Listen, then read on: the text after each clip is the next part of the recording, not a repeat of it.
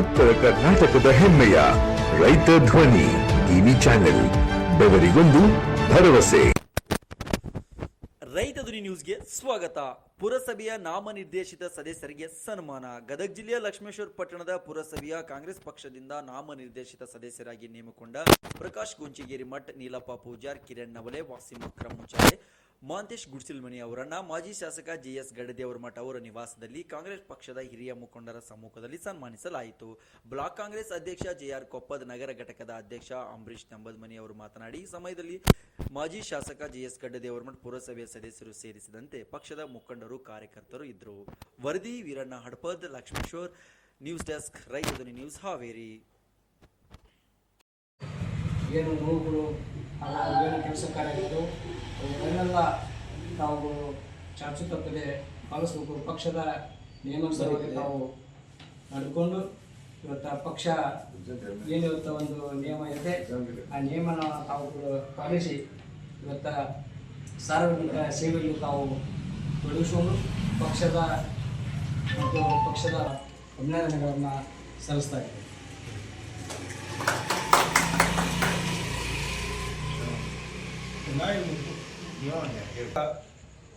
ಸರ್ಕಾರದ ವತಿಯಿಂದ ನಿಮ್ಮೆಲ್ಲರ ಹಿರಿಯರ ಒಂದು ಆಶೀರ್ವಾದದಿಂದ, ಸಾಮಾನ್ಯ ಜೆಎಸ್ ಗಡ್ಡದೇವರ ಮಠದ ಒಂದು ಆಶೀರ್ವಾದದಿಂದ ನಮ್ಮ ಪುರಸಭೆಯ ಲಕ್ಷ್ಮೇಶ್ವರದ ಒಂದು ನಾಮನಿರ್ದೇಶಿತ ಸದಸ್ಯರನ್ನು ನಾಮಮಾತ್ಮಕ ವಿಚಾರದಲ್ಲಿ ದೃಢೀಕರಿಸಿ ಆದೇಶಿಸಿ, ನಿನ್ನೆ ಅವರೆಲ್ಲರ ಸದಸ್ಯರ ಕೈಯಲ್ಲಿ ಆದೇಶದ ಪತ್ರ ಸಿಕ್ಕಿತ್ತು. ಆ ಸಿಕ್ಕಿದ್ದರಿಂದ ಸಂದರ್ಭದಲ್ಲಿ ಎಲ್ಲರಿಗೂ ವಾಟ್ಸಾಪ್ ಮುಖಾಂತರ ಕಳಿಸಿದಾಗ ಅಲ್ಲೆಲ್ಲರ ಸಂತೋಷಗಳು ಎಲ್ಲರಿಗೂ ಬಂದು ಒಂದು ಪಕ್ಷದ ಎಲ್ಲರನ್ನ ಗುರುತಿಸಿ ಅವರವರ ಯೋಗಾನುಸಾರ